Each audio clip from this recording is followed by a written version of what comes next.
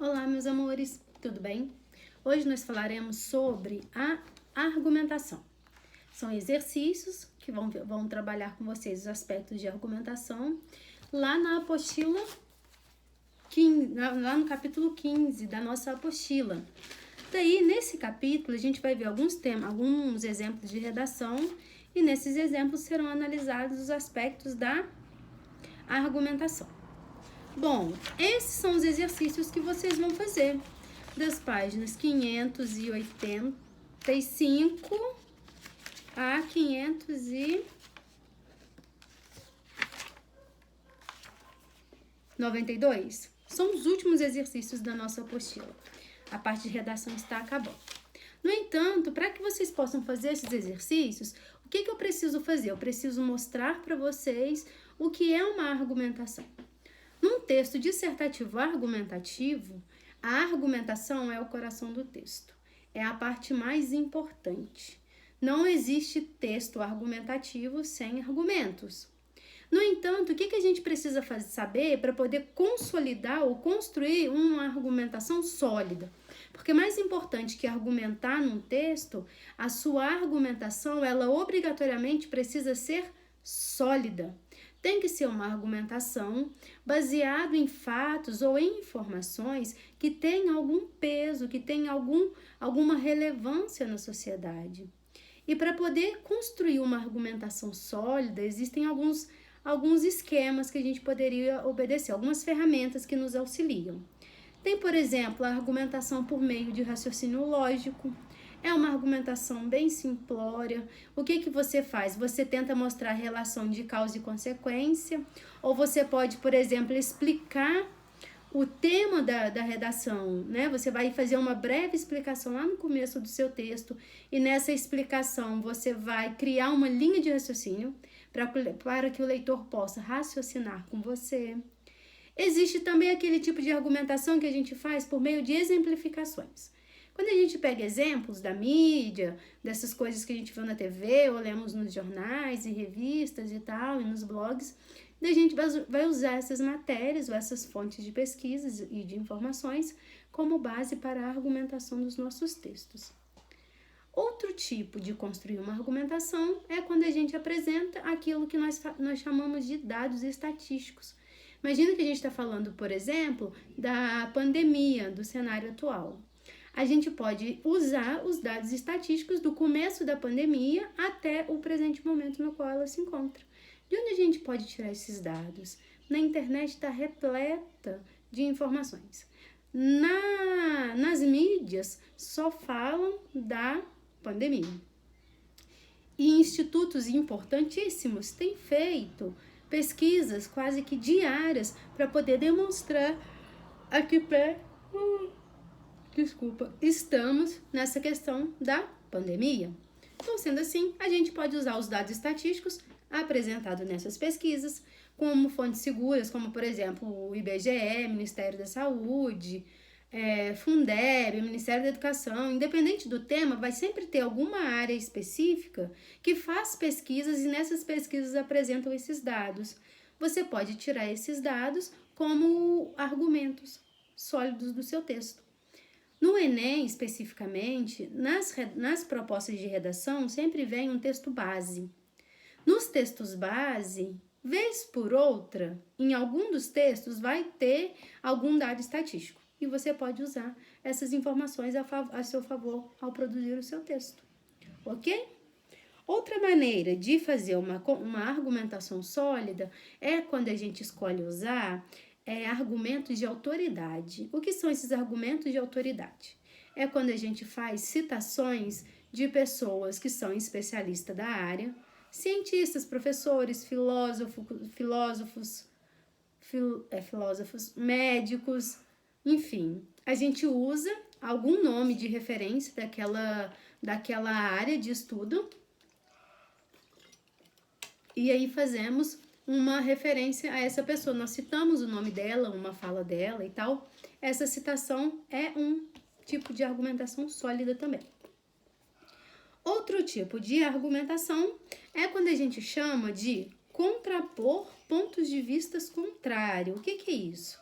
você faz uma alusão à posição contrária à sua e corta, justificando a sua posição. Como assim? Vou explicar. Você apresenta uma opinião, vamos falar do governo atual.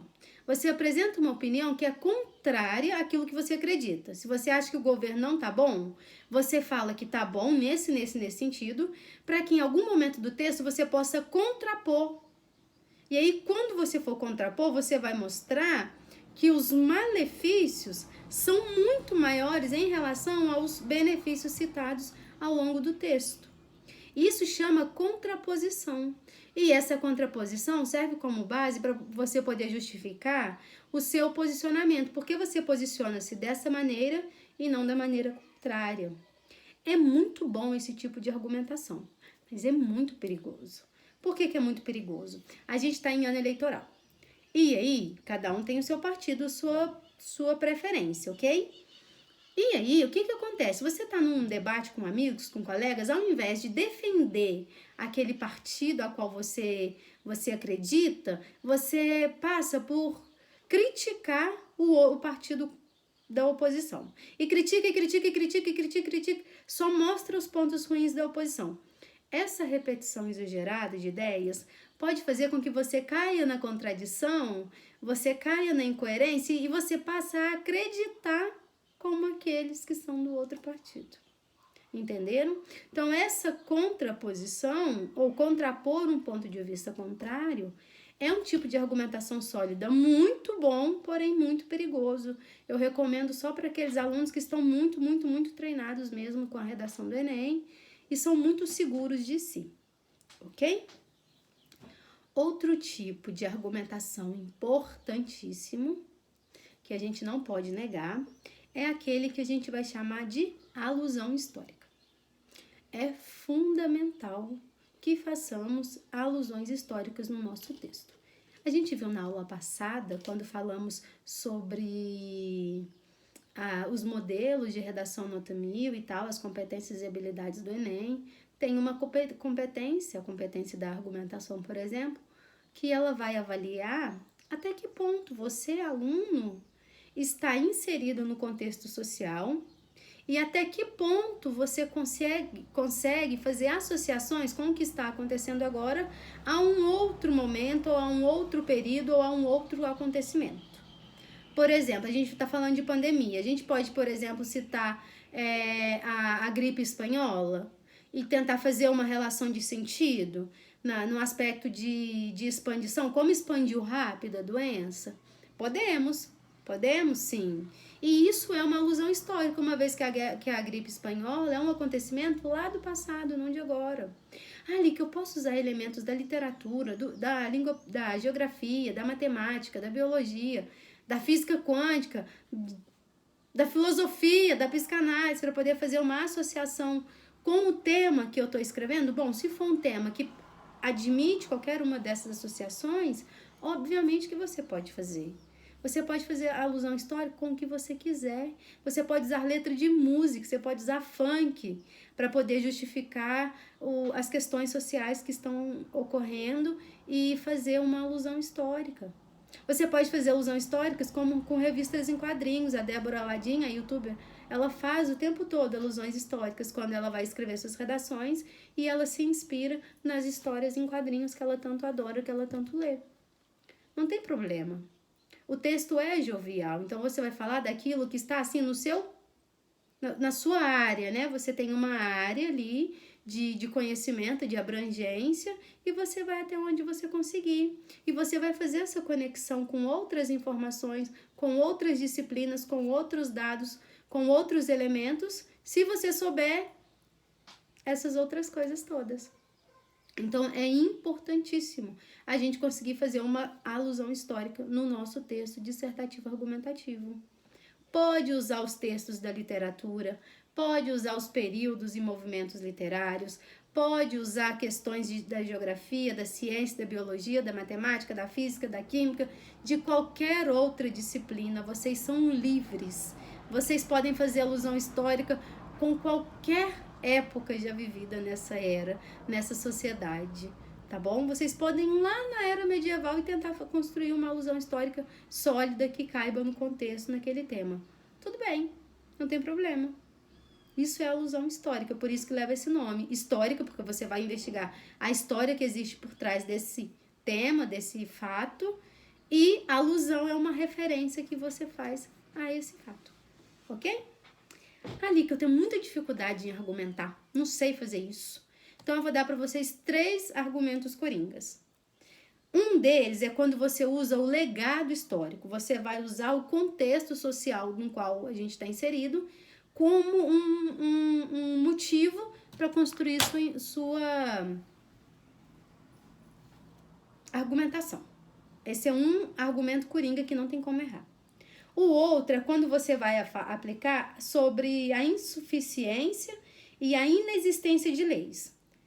Não importa o tema, se ele está lá no Exame Nacional do Ensino Médio, é porque aquele assunto ainda não foi solucionado pelo governo e ele é uma preocupação de toda uma sociedade.